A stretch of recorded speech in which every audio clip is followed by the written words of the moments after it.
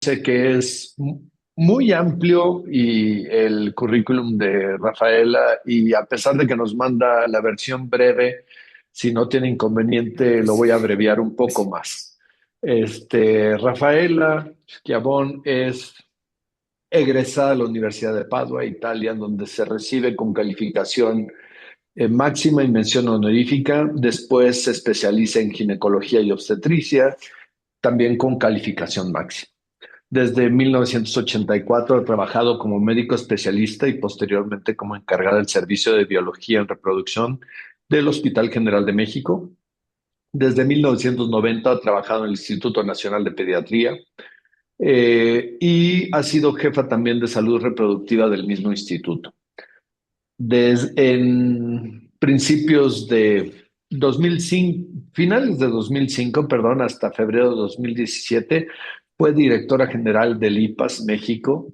En 2012 asumió también la Secretaría Técnica del Comité Promotor de la Iniciativa para la Maternidad Segura en México, antes Comité contra la Mortalidad Materna, que cubrió hasta junio de 2015.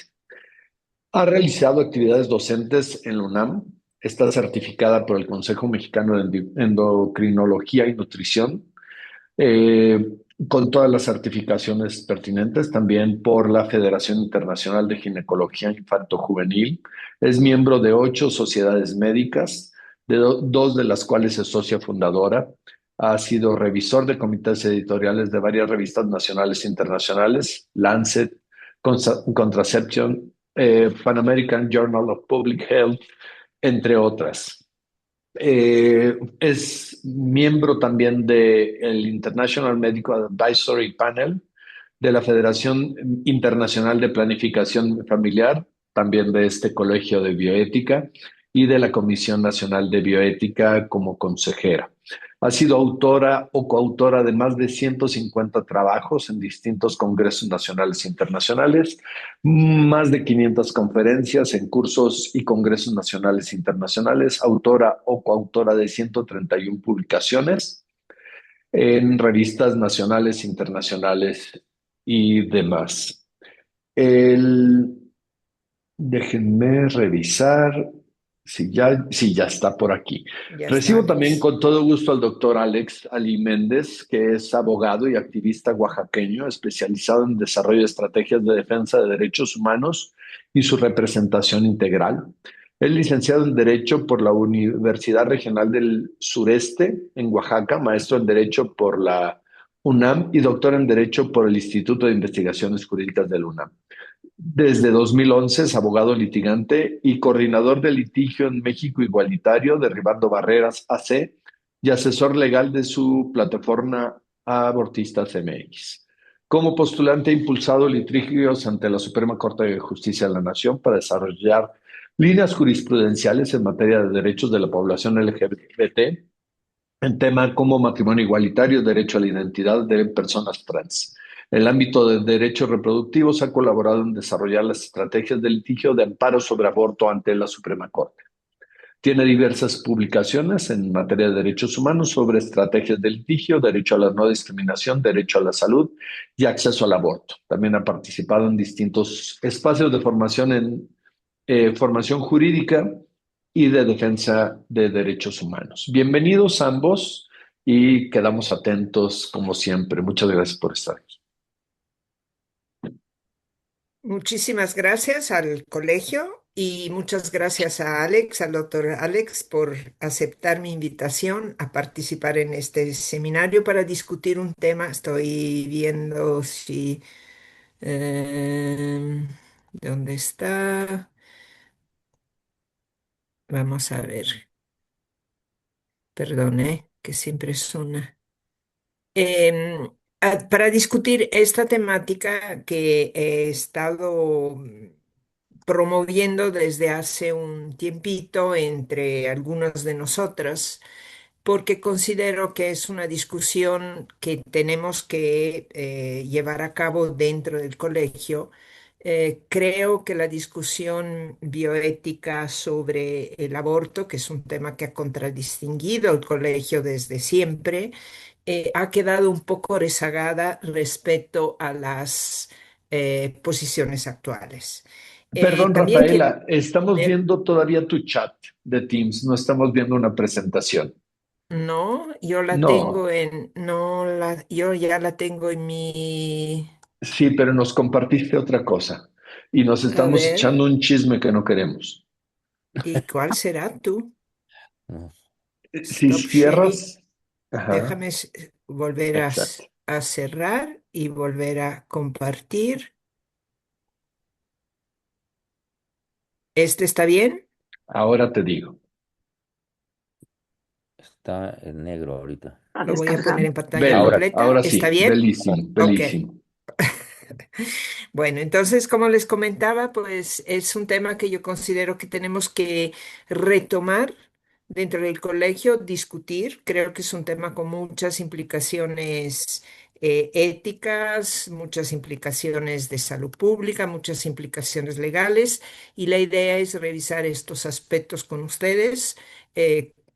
Para discutirlo, para hacer lo propio, porque considero que además el colegio seguramente y justamente será llamado a participar en estas temáticas. Estoy tratando de quitar esta...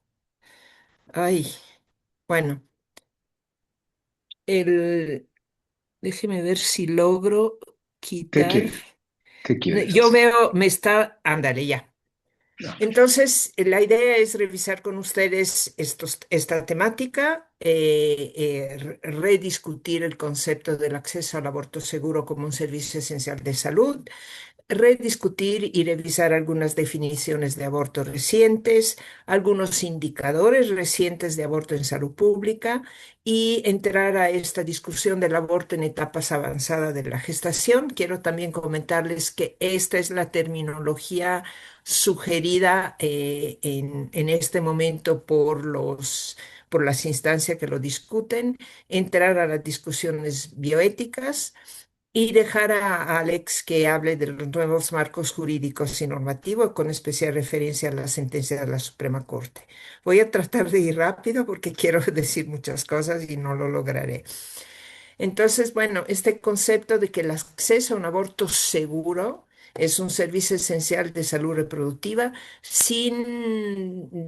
digamos, sin limitaciones, bajo cualquier marco legal, bajo cualquier edad gestacional, con servicios que sean de calidad, seguros, efectivos, eficientes, oportunos, con toda la definición de la calidad en salud y recordar que sobre todo a partir de la pandemia del COVID-19, la OMS ha ratificado que estos servicios, además de ser esenciales, son sensibles al tiempo, es decir, no deben ni pueden ser suspendidos ni retrasados. Y estas definiciones y recomendaciones las asumió el Centro Nacional de Equidad de Género y Salud Sexual y Reproductiva en ese entonces, ahorita salud reproductiva en ese entonces y salud sexual y reproductiva actualmente. ¿Por qué esta definición de un servicio esencial de salud reproductiva? Pues el aborto es un evento muy común. Estimaciones en Estados Unidos nos reportan que por cada 100 nacimientos hay aproximadamente 20 abortos en general de todo tipo.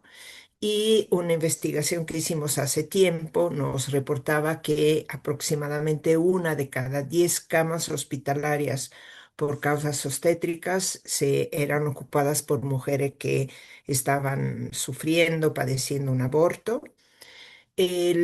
Sabemos que el aborto queda todavía codificado como delito en el Código Penal en la mayoría de los países y por supuesto también en México. Y sin embargo, la tendencia actual es que como problemas de salud debería ser simplemente atendido y regulado por la regulación sanitaria. Los códigos penales restrictivos condicionan, sabemos, un pobre acceso, una pobre calidad de los servicios, en un marco conceptual que no reporto aquí, pero que ya muchas veces he descrito con ustedes. Voy a revisar con ustedes las definiciones de aborto de acuerdo a diferentes campos, a diferentes contextos. FIGO, la Federación Internacional de Ginecología y Obstetricia, acuerda que se habla de aborto cuando hay una expulsión del producto de la gestación espontáneo o inducido antes de la viabilidad. Este es un concepto importante que retomaré a lo largo de la plática. Y por lo general se refiere a una gestación de 22 semanas de edad gestacionales o, al desconocer la edad, un producto igual o menor a 500 gramos. Por otro lado, el Código Penal define la muerte como aborto la muerte del producto de la concepción en cualquier momento de la preñez por conducta intencional. El Código Penal no se refiere, no tiene referencia a la viabilidad ni a una edad gestacional. Tenemos también, ustedes saben que hay una codificación, en este caso del Código CIE-10, que define el aborto médico o terapéutico como O04, perdón, que correspondería a la IVE, interrupción voluntaria del embarazo, en la segunda definición, que no define límites de edad gestacional y que lo codifica al coexistir ciertas causales que pueden variar de entidad federativa a entidad federativa. El Código Penal generalmente se refiere a cada entidad federativa, o un nuevo código CIE Z33 que se introdujo en México a partir de la despenalización del aborto de la Ciudad de México, que se define como ILE, interrupción legal del embarazo, y que hace referencia a una edad gestacional definida hasta las 12 semanas cumplida de la gestación. Ambos son inducidos en una definición por plazo en la ILE o por causale en la IVE. Hay una nueva definición de aborto que introduce la Organización Mundial de la Salud en su nueva clasificación internacional de las enfermedades, ICD-11, y hace referencia nuevamente a la edad gestacional para el aborto espontáneo, lo que pongo aquí en negrito, que es la pérdida espontánea del embarazo, embrión o feto antes de las 22 semanas completas de gestación, es decir, hace nuevamente referencia a la viabilidad, pero añade una definición de interrupción artificial del embarazo inducida, que es la expulsión o extracción completa de un embrión o de un feto, independientemente de la duración del embarazo, tras una interrupción deliberada de un embarazo en curso por medio médico o quirúrgicos que no está destinada a dar lugar a un nacimiento vivo. En esta nueva definición, entonces, destacan la falta de definición ni de viabilidad ni de duración del embarazo, y sobre todo destaca la intencionalidad de no dar lugar a un nacimiento vivo. Voy a revisar rapidísimamente, esa es la parte que en general a mí me gusta mucho, porque yo siempre he considerado que los argumentos éticos deben de estar sustentados en estos campos por datos duros, por evidencias epidemiológicas en salud pública. Pero voy a revisar con ustedes solamente algunos indicadores de incidencia, mortalidad y morbilidad, es decir, complicaciones por aborto en contextos ilegales y legales. Y me voy a limitar, tenía como 15 diapositivas, tengo 3 al final, para simplemente ratificar un concepto importante, que el aborto en condiciones legales, en condiciones realizadas bajo tecnologías recomendadas y en contextos sanitarios recomendados, es un procedimiento extremadamente seguro. Uno de los últimos, digamos, recopilaciones sistemáticas académicas es este reporte de la National Academies Press de Estados Unidos antes de los cambios constitucionales en Estados Unidos, que es una publicación es muy amplia sobre una revisión sobre la seguridad y la calidad del aborto, de la atención al aborto en Estados Unidos. Algunos resúmenes de revisiones epidemiológicas clásicas. Esta es la primera que se publicó, que se refiere al decenio de los años 90 en Estados Unidos, que ratifica que el aborto legal, el aborto realizado, pongo legal realmente entre comillas, pero realizado bajo tecnología recomendada, es el evento reproductivo más seguro que enfrenta la mujer una vez embarazada y mucho más seguros que un parto. Estas, em, digamos, estas revisiones epidemiológicas también confirman que a menor edad gestacional, menor es el riesgo de muerte, la tasa de mortalidad, pero en condiciones legales y seguras es siempre menor que el riesgo de un parto.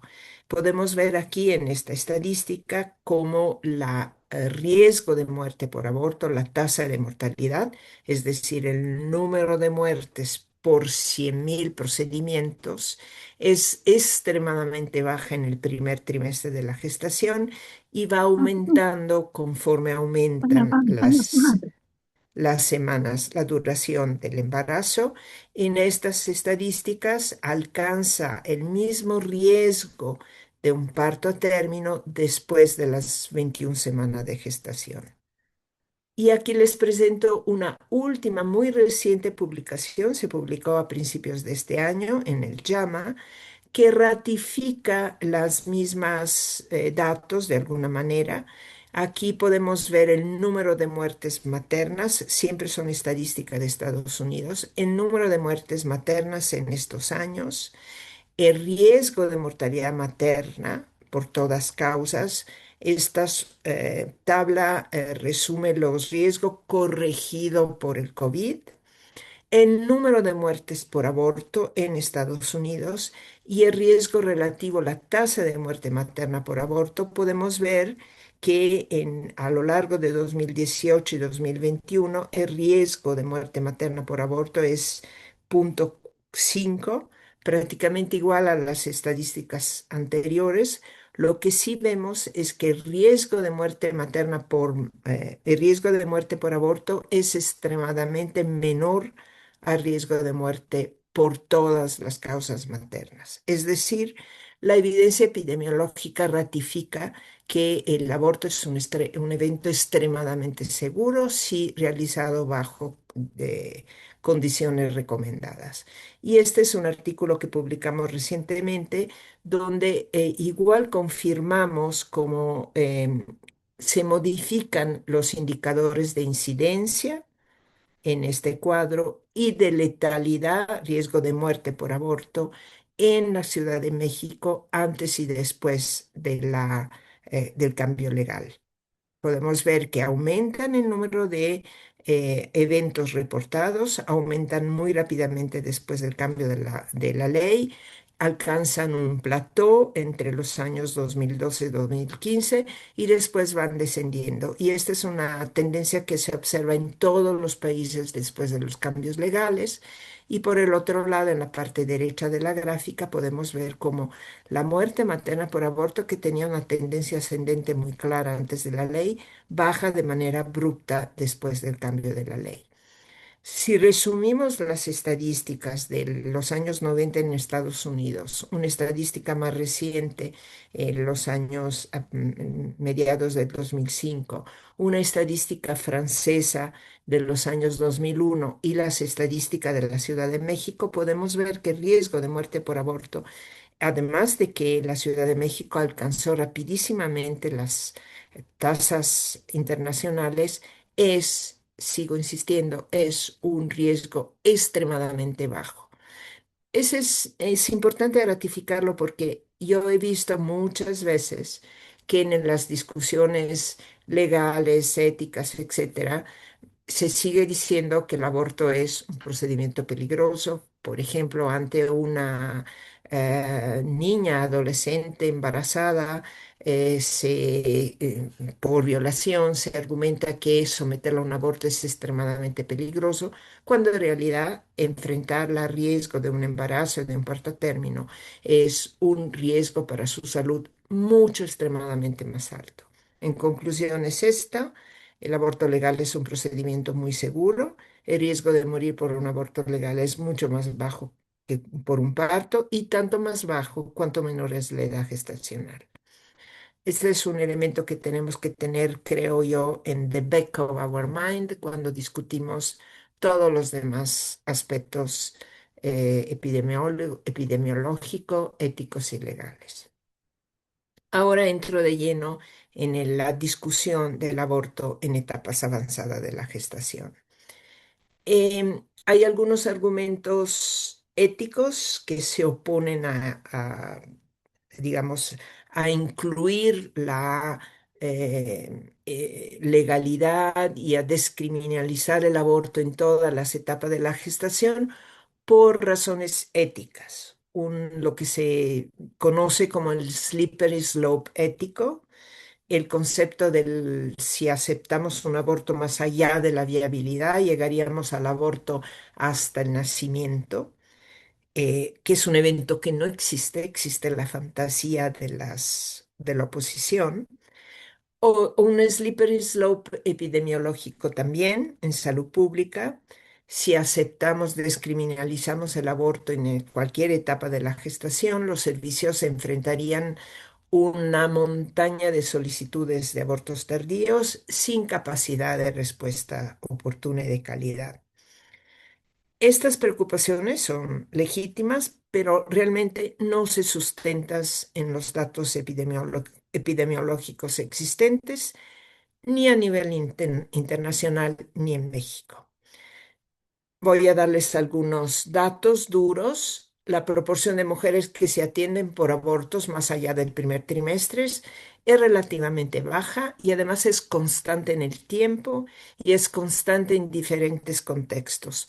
No depende de las restricciones o aperturas legales de cada país.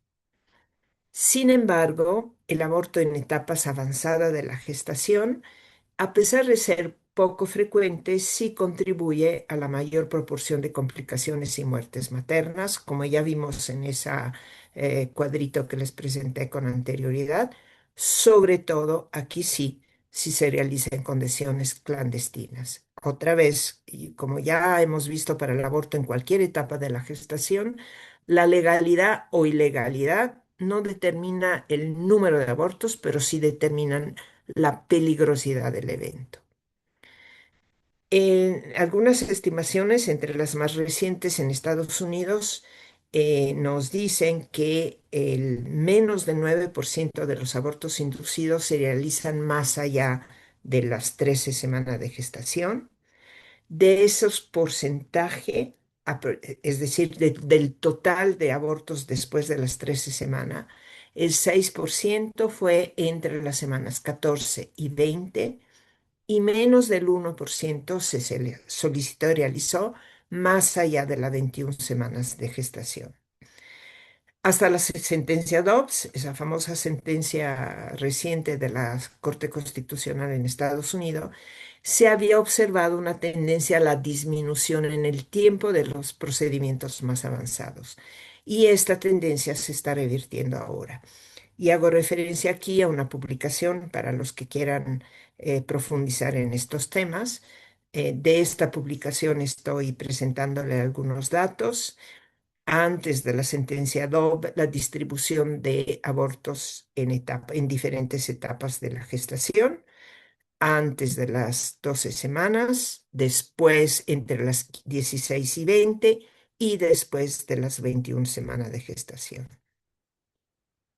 Un estudio que realizamos en la Ciudad de México, bueno, les voy a reportar dos estudios, uno en la Ciudad de México entre solicitantes de servicios de ILE, es decir, de interrupción legal del embarazo.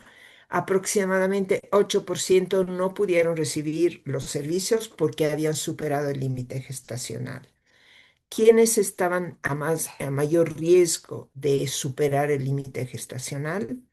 Las adolescentes, en la estadística de ILE se reportan entre 12 y 17 años, no tenemos el desglose más fino. 8, casi 9% del total de las solicitudes de las solicitudes eran entre adolescentes, pero 13% de los casos denegados pertenecían a adolescentes, es decir, el riesgo es mayor en esta edad y también en mujeres foráneas y mujeres con bajo nivel educativo. Pero a paridad de nivel educativo, el riesgo relativo de no recibir los servicios era siempre más alto entre adolescentes. En otros estudios se identifican dos barreras adicionales al acceso: las distancias geográficas de los servicios y las residencias en otros estados del país donde el aborto seguía restringido. En otro estudio donde analizamos hospitalizaciones por aborto de todo tipo, no solo inducidos, sino abortos espontáneos, abortos no determinados, vimos que la mayoría de las hospitalizaciones correspondían a aborto de entre 13 y 16 semanas, el 38% entre semanas 17 y 20 y menos del 1% entre la semana 21 y 24. Voy a ir rápido. En general, en este estudio nacional, pero insisto que no pretende distinguir entre aborto inducido y abortos de otro tipo, los hallazgos sugieren que el número y las tasas de aborto o pérdidas fetales más allá de las 12 semanas cumplidas son bajos y además encontramos una tendencia constante en los años. Pero sin embargo, independientemente de los marcos legales, se puede ratificar, los hallazgos nos dicen que existe una necesidad de implementar servicios de aborto seguro en etapas más avanzadas de la gestación en México. Es decir, que existe una obligación de los sistemas de salud de fortalecer la formación de profesionales que puedan garantizar el acceso de mujeres más vulnerables a abortos espontáneos, así como abortos inducidos en etapas más avanzadas. Es decir, hay una obligación ética, profesional, de garantizar servicios de calidad en etapas avanzadas. ¿Por qué existen abortos en etapas avanzadas de la gestación? Abortos inducidos o abortos espontáneos, insisto. Porque hay una falta de información sobre el estatus legal. Como veíamos, las mujeres que venían de estatus de entidades federativas donde el aborto era restringido todavía eran las que llegaban más tarde a solicitar servicios. Hay retrasos en la búsqueda de atención. Voy a focalizar en una diapositiva posterior sobre este tema porque las mujeres se enfrentan con mucha frecuencia a objeción de conciencia del personal de salud, lo que retrasa la atención. Hay otro tipo de rechazos repetidos por parte del sistema de salud, por ejemplo, en situaciones de riesgo para la salud o malformaciones, solicitudes de estudios, falta de confirmación, retrasos en las respuestas en los diagnósticos. Hay en las mujeres que acuden en etapas avanzadas de la gestación, hay una menor capacidad económica y menor autonomía en la toma de decisiones. Con frecuencia se asocia a situaciones de violencia en la pareja. Hay un mayor miedo y una mayor estigmatización familiar y comunitaria. Y todo esto redunda en un mayor riesgo de recurrir a abortos inseguros.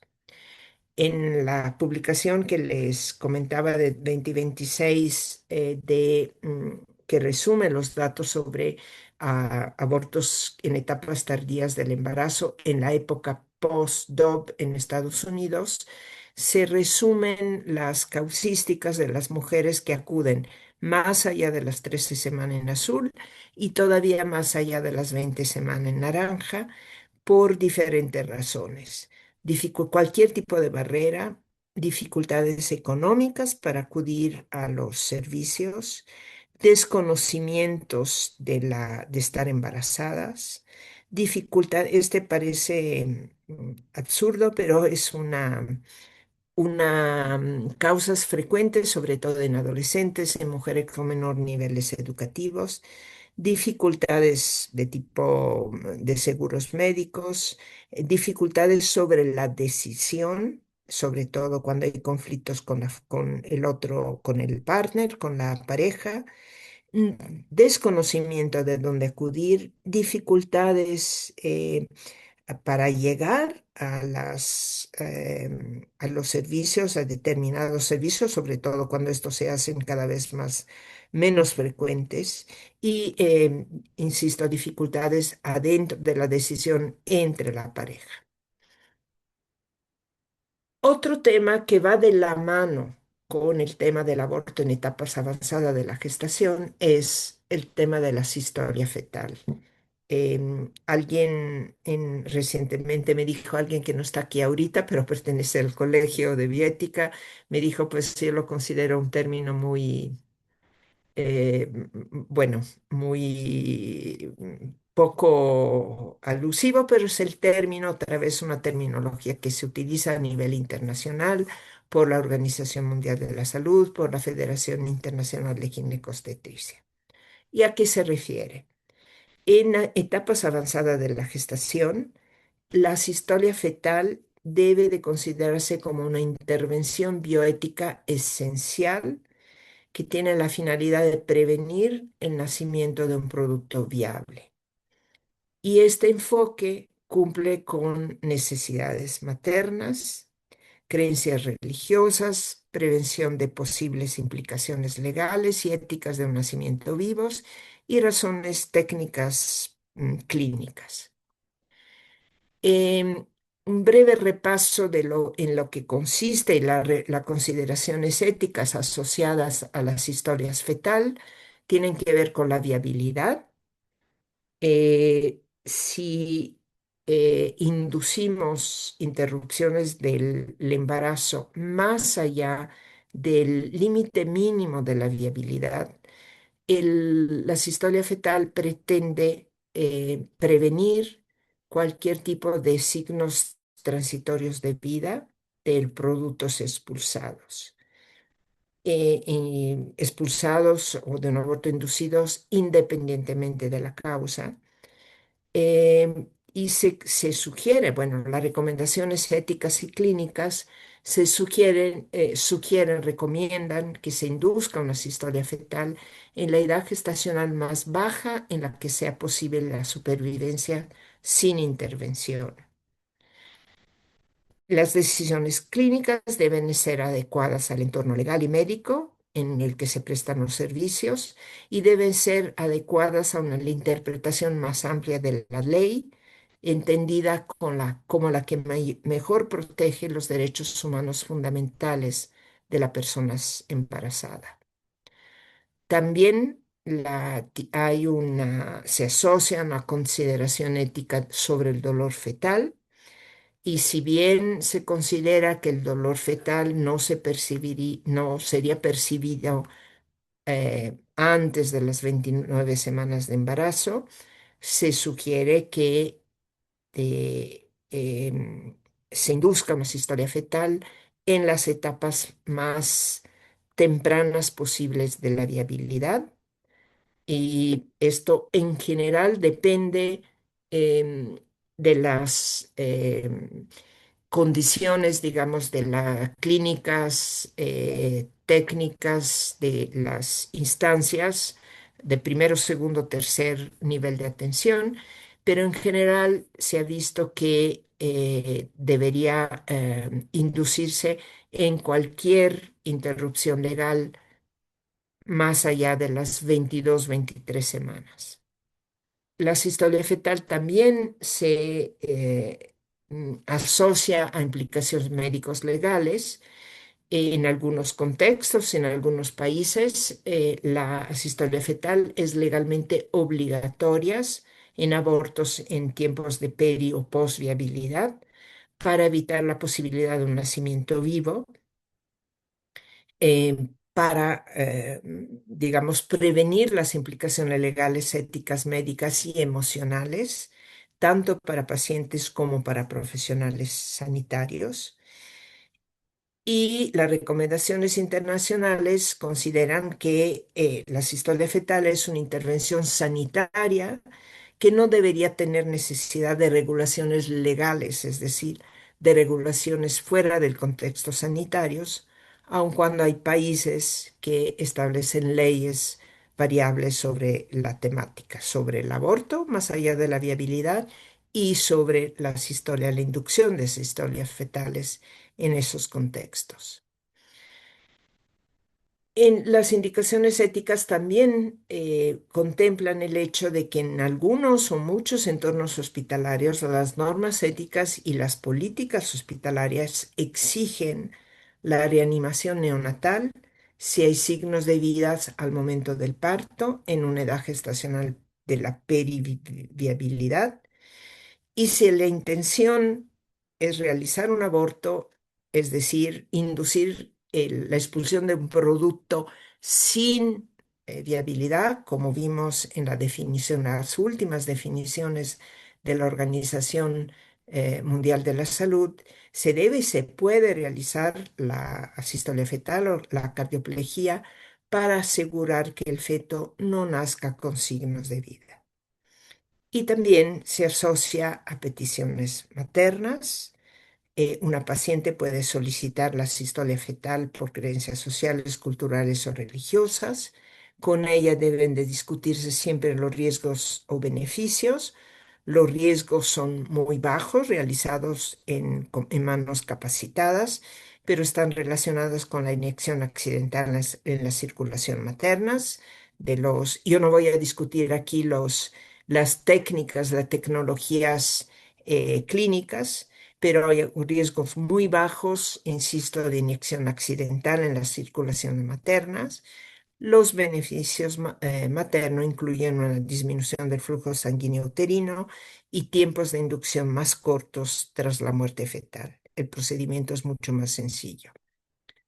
La Federación Internacional de Ginecología y Obstetricia ha publicado recientemente un position statement sobre la asistolia fetal.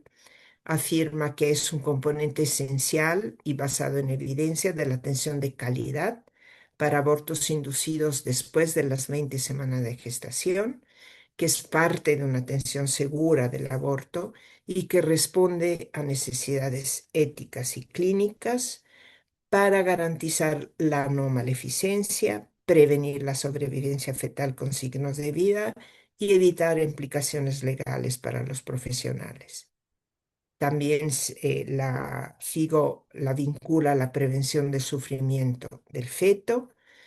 Se opone tajantemente a las restricciones que algunos países han puesto. Por ejemplo, Brasil ha prohibido la asistolia fetal y la FIGO ha hecho declaraciones públicas explícitas sobre cómo estas prohibiciones son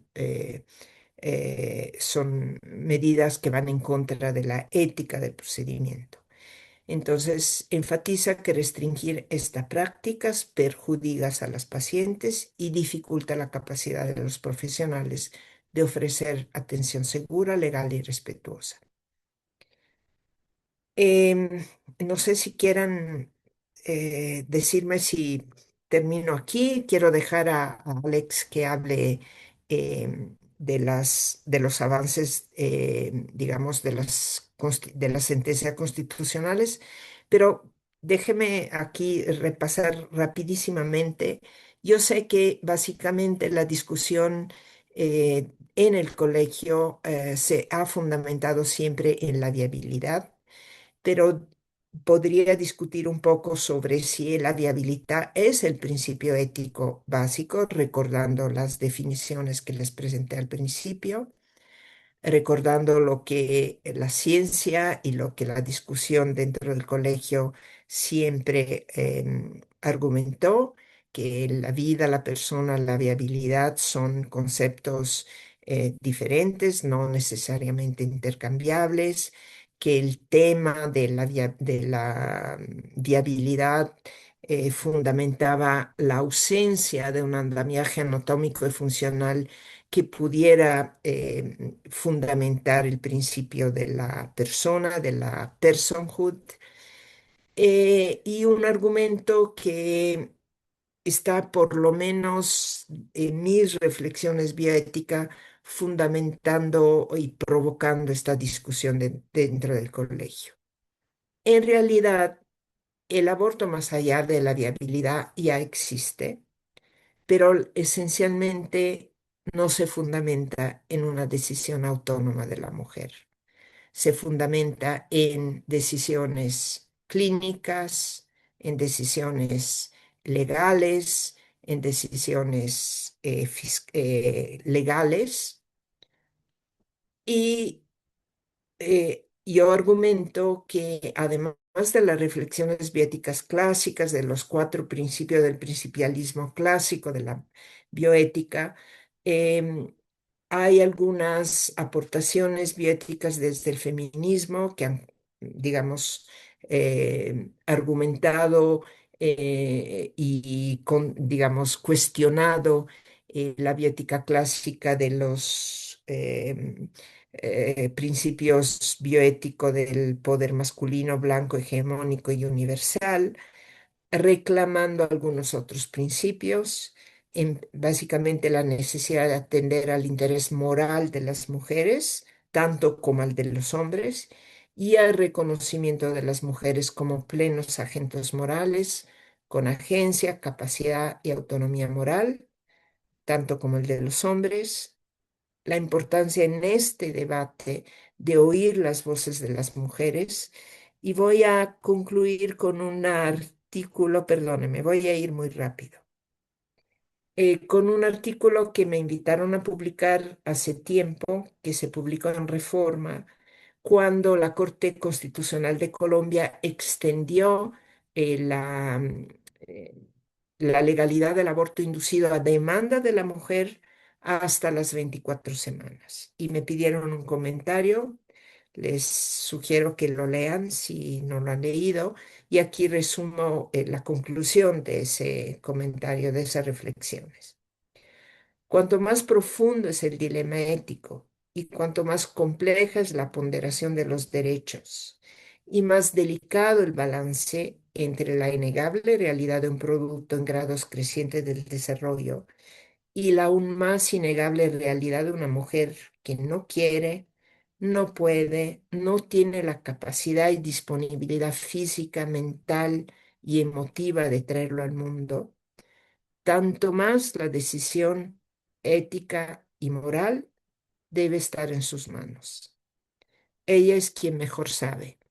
Y aquí sugiero que vean una película que se llama 24 semanas, que a mi juicio es muy, muy interesante para estas cuestiones y estas reflexiones bioéticas. Les agradezco la atención, les pido disculpa por el tiempo y dejo la palabra a Alex. Muchísimas gracias. No, pues muchísimas gracias, Rafael, a todas, todos quienes están aquí. Gracias por la invitación. La verdad, ahora me siento con mucho nervio después de ver ahora caras tan conocidas aquí. Yo digo que voy a poder explicarles a quienes ya tienen camino recorrido en tema de aborto, pero bueno, tal vez trataremos aquí de hacer alguna actualización. En el chat les voy a compartir un folleto que hicimos en el proyecto Abortistas MX, que básicamente es el resumen de todas las sentencias de la Corte que ha tenido, al menos las más relevantes sobre aborto. Lo hicimos en un formato resumido, bastante sencillo.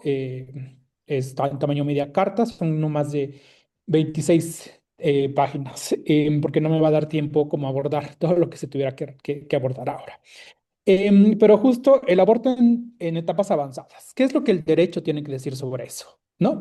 Y justo creo que también es importante esta distinción entre pues la ética y el derecho, que uno pensaría que siempre van de la mano, pero no necesariamente, creo, ¿no? Y más en temas como el tema del aborto, pero tampoco es el único. Por ejemplo, ahora estoy acompañando juicios de amparo sobre eutanasia, por ejemplo, ¿no?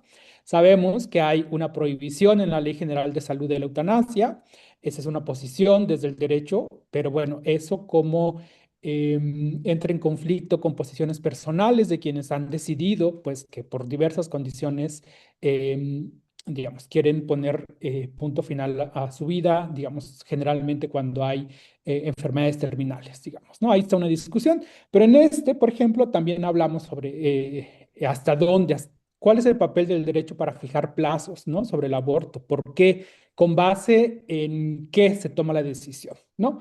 Y sobre todo en este contexto, creo que el debate es todavía como mucho más actual. Después de que la Ciudad de México en 2007 despenalizó hasta las 12 semanas, el segundo estado en despenalizar fue en 2019, Oaxaca, es decir, casi 12 años para que otro estado como diera ese paso.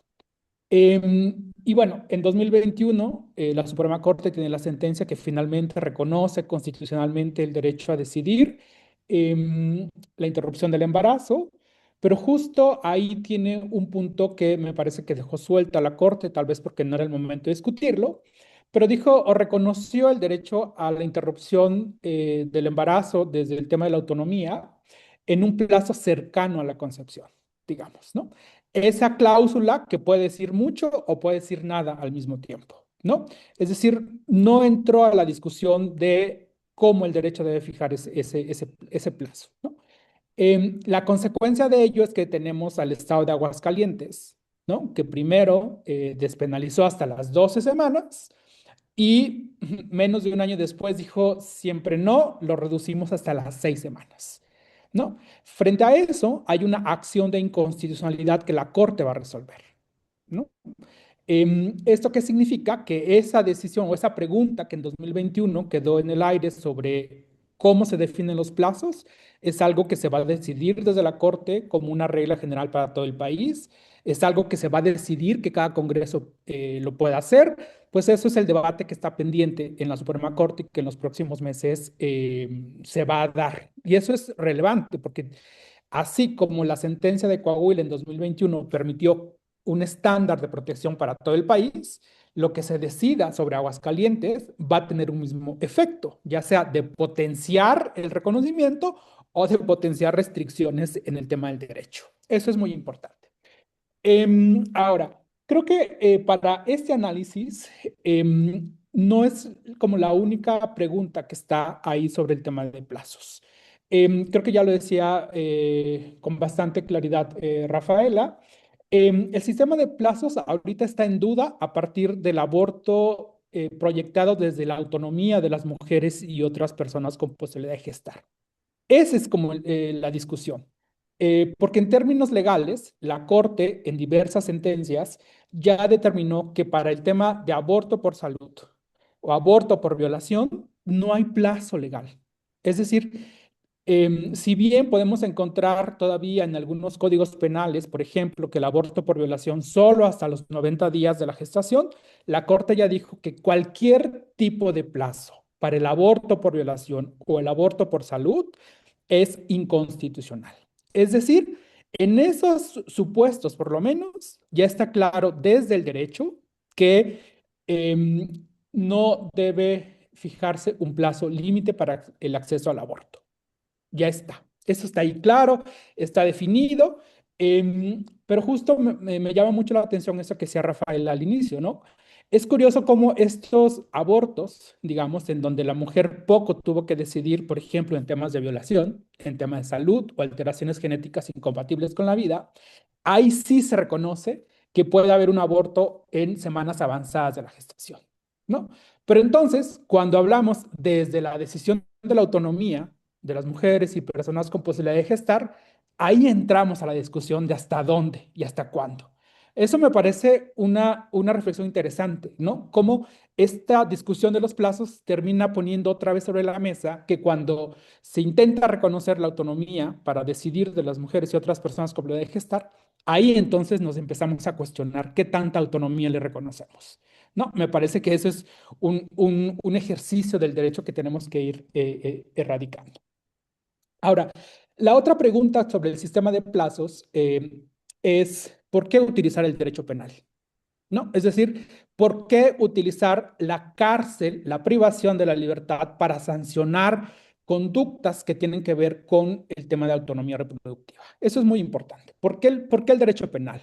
¿No? ¿Por qué no cuestiones administrativas? ¿Por qué otro tipo de regulaciones? Eso es relevante. Ahora, creo que también es importante poner sobre la mesa en esta discusión sobre hasta dónde el derecho interviene y por qué, es brevemente como esta recapitulación. En México, el tema del aborto, el delito de aborto, surge en un contexto, primero, en que no se reconocía a las mujeres, ¿no? Digamos, como entes autónomos, no tenían derecho a votar. Entonces, eso viene por lo menos el Código Penal Federal de 1931, digamos, ¿no? Entonces, así nace la regulación del derecho, pensando en que era el Estado quien puede decidir sobre la vida de las personas. Y así nació eso, y así teníamos la prohibición del matrimonio igualitario, y así teníamos la prohibición del tema de identidad trans, y así tenemos un montón de prohibiciones nacidas en este paradigma al que ya nos hacía referencia Rafaela, ¿no? Solo tienen la completud de derechos los hombres y hombres heterosexuales con ciertas características. Cuando la Suprema Corte, perdón, cuando la Ciudad de México despenaliza en 2007, es importante mencionarlo, que lo hace desde la posición de porque lo puede hacer el Congreso o la Asamblea Legislativa. Es decir, se proyecta esa reforma como una facultad del Poder Legislativo y es validada por la Suprema Corte esta reforma en 2008 por el argumento de que la Asamblea Legislativa lo podía hacer. Eso es muy importante. La Corte en 2008 no dijo, es que las mujeres tienen derecho y entonces por eso es que se debe hacer esa reforma, se debe validar. Eso es muy importante porque se seguía en esa sentencia de la Corte, que si bien valida la despenalización, no lo hace desde un lenguaje de derechos, ¿no? Se continúa esta noción de que es algo que queda en el ámbito de lo que los congresos pueden hacer. Y por eso, como no se habló desde un lenguaje de derechos, es que se tardaron 12 años para que hubiera otro Estado que diera ese paso. Sin embargo, cuando estábamos en Gire, trabajé en Gire hasta 2020, 2013, 2020, nos dimos a la tarea justo de cuestionar esas normas penales, de por qué no se hablaba del aborto como un derecho. Y entonces los litigios que impulsamos, que desarrollaron varias de las sentencias que explicamos en el folleto, tienen que ver con eso, con ese tránsito del paradigma de el aborto no es algo que está dentro de lo que los congresos deban decidir, sino que es algo que está fundamentado en derechos constitucionales. El derecho a decidir el número y espaciamiento de los hijos está en la Constitución desde 1974, pero hasta 2021 como que se despertó la interpretación constitucional para reconocer que ahí estaba el fundamento para decidir continuar o no con un embarazo, ¿no? Entonces, eso es importante. Entonces, desde 2021 tenemos ya la sentencia de Coahuila, la Suprema Corte, que dice el derecho a decidir. Me parece interesante la forma en que la Corte lo proyecta. Dice el derecho a decidir no tiene que ver solo con aborto, es el derecho a decidir tiene una doble proyección, decidir continuar con un embarazo y el Estado ahí tiene responsabilidades y decidir interrumpirlo. Y el Estado ahí también tiene responsabilidades y tiene obligaciones. Creo que eso es un gran acierto de la Suprema Corte porque valida ambas decisiones de continuar o de interrumpir y los pone en el mismo nivel de legitimidad de decisión y que al Estado no le corresponde. Evaluar por qué se quiere interrumpir un embarazo, ¿no? Y estos 5 minutos que me quedan, quiero aprovecharlos para ver qué es lo que estamos litigando ahora, que eso es muy importante en sistema de plazos. Justo ahora ya no solo estamos litigando o estamos tratando de evidenciar en litigios ante la Suprema Corte y en los juzgados federales, por qué el sistema de plazos es incompatible con el ejercicio de la autonomía y los derechos reproductivos de las mujeres y otras personas con posibilidad de gestar. Y uno de los argumentos que estamos manejando es que el sistema de plazos siempre va a dejar a alguien fuera, siempre. Y esa persona que no puede llegar, no siempre es porque no quiso llegar a tiempo.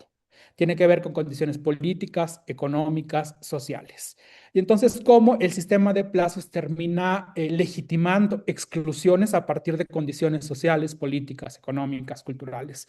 Entonces, eso es importante. Estamos litigando en amparos, cómo este sistema de plazos siempre deja a alguien fuera. Ahora, lo segundo, Si bien la despenalización hasta las 12 semanas, 3 en Sinaloa, es un avance, queda en el derecho una presunción. Entonces, si el derecho penal dice el aborto es un delito después de las 12 semanas, va a presumir que todo aborto después de las 12 semanas es un delito.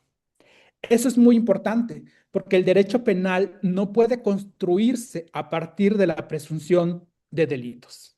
Eso es muy importante.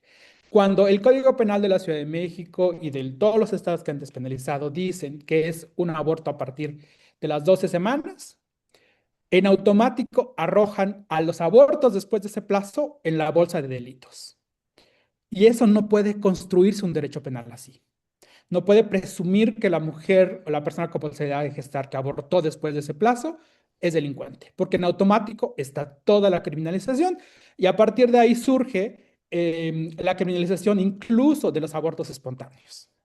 Ahorita estamos acompañando procesos legales en contra de mujeres que abortaron espontáneamente, porque eso es lo que produce un lenguaje del derecho penal de este tipo. Y este es el segundo argumento que estamos utilizando contra estas definiciones de los plazos. Porque si bien tenemos excluyentes de responsabilidad, aún así eso no salva el derecho penal. Porque entonces las excluyentes lo que te dicen es, toda mujer que aborte después de las 12 semanas es una delincuente. Eso lo dice. Y si no quieres no ser tratada como delincuente, tienes que probar A, B o C. Entonces, eso no es un paradigma del derecho penal compatible con los derechos de la autonomía. Y eso es muy importante. Entonces, ahorita ya estamos cuestionando en amparos ante la Suprema Corte esta forma en que el derecho penal se estructura, ¿no? Es decir, ok, si el Estado quiere sancionar el aborto después de las 2 semanas, lo puede hacer, digamos, ¿no? Concediendo eso. Pero para hacerlo debe ser bajo ciertas reglas. Y esas reglas no puede ser la presunción de culpabilidad.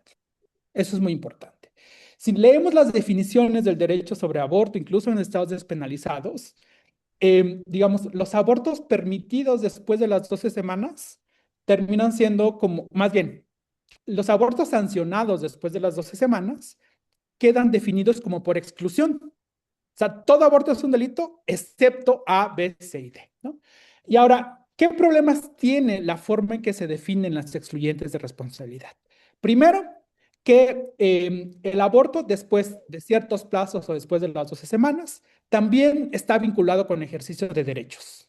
Derecho a la salud, ya lo vimos, derecho a la integridad personal, pero una lista cerrada de excluyentes de responsabilidad, otra vez, siempre deja algo fuera. Siempre va a dejar algo fuera. Y entonces lo que estamos diciendo es que esas excluyentes de responsabilidad no agotan las hipótesis en que se puede ejercer un derecho constitucional para un aborto después de determinado plazo. Si vamos a la ley de acceso a las mujeres a una vida libre de violencia, nos menciona una serie de violencias en contra de las mujeres, por ejemplo, ¿no? Y siempre termina con una cláusula que dice, y puede haber otras formas de violencia que aunque no se nombren en esta lista, también son violencia cuando tienen ciertas características. Pero entonces en las excluyentes de responsabilidad en el derecho penal, por ejemplo, hay cosas de esas violencias que no caben, por ejemplo, ¿no? El tema de la violencia reproductiva, por ejemplo, ¿no? Em, en la discusión dice el desarrollo del biológico del embrión, el nacimiento, sí, creo que hay ahí todo un tema sobre las definiciones médicas que no siempre coinciden con las definiciones legales, ¿no? Creo que es importante también mencionar que la Corte no anula la importancia del feto o el embrión, ¿no? Dice, es importante, sí, es un bien jurídico que le interesa al Estado tutelar, sí. La Corte dice, pero no es una persona. Eso es muy importante también, ¿no?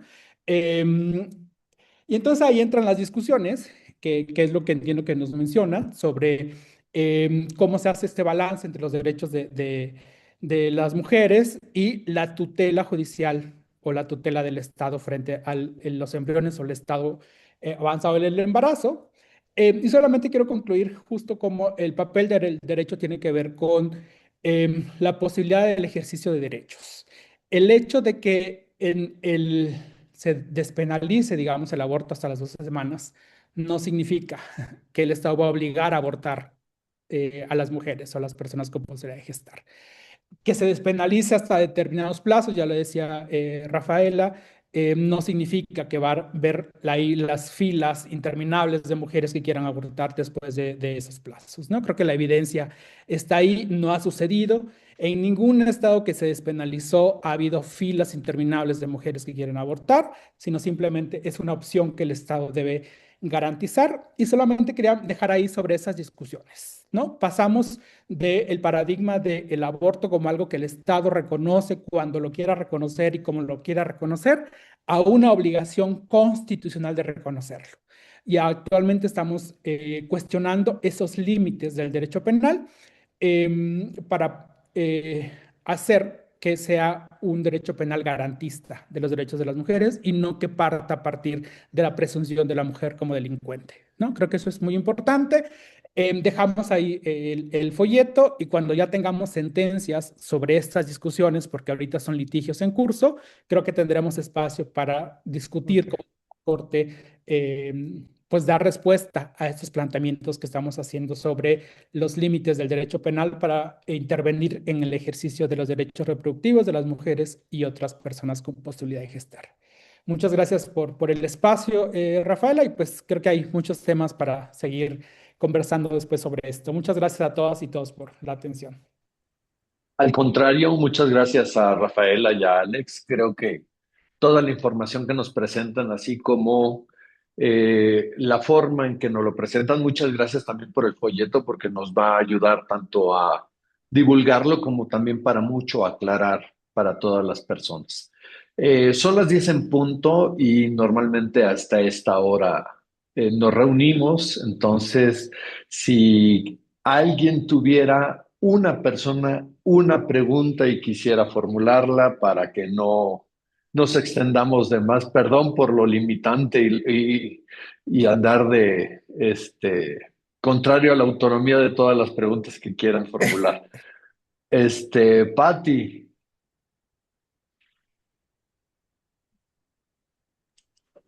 Muchísimas gracias, muchas gracias por esta brillantísima exposición de ambos. De veras, mucho tema para reflexionar. Uno de ellos es que la terminación del embarazo después de las 22 semanas de gestación, por lo menos en el ambiente de perinatología, sí se hace por razón de enfermedad materna y por enfermedad fetal grave. No, ni siquiera se hace como un juicio, una declaración de algo, o sea, sí se realiza y se realiza como se atienden los partos inmaduros y prematuros. Creo que donde hay mucho tema que decidir es cuando la decisión de la mujer es voluntaria sobre un feto aparentemente sano, que tiene 38 semanas de gestación, 28 semanas de gestación, con toda la probabilidad de nacer vivo o viva y de poder tener una vida sana y útil después. Entonces, qué tanto se sopesa el interrumpir la vida de ese feto a las 30 semanas de gestación con una inyección letal o que nazca e interrumpirlo después? Porque después de que nació no es ético y antes de que nació sí es ético cuando solo nos queda la barrera del conducto vaginal? Nada más, muchísimas gracias. Hay mucho que hablar sobre el tema. Gracias por ponerlo a la mesa. Bien, bien, pues muchas gracias a todos, tanto por la asamblea como por este muy interesante seminario. Es un gusto siempre verlos y estar compartiendo con ustedes cada mes y también permanentemente a través del chat.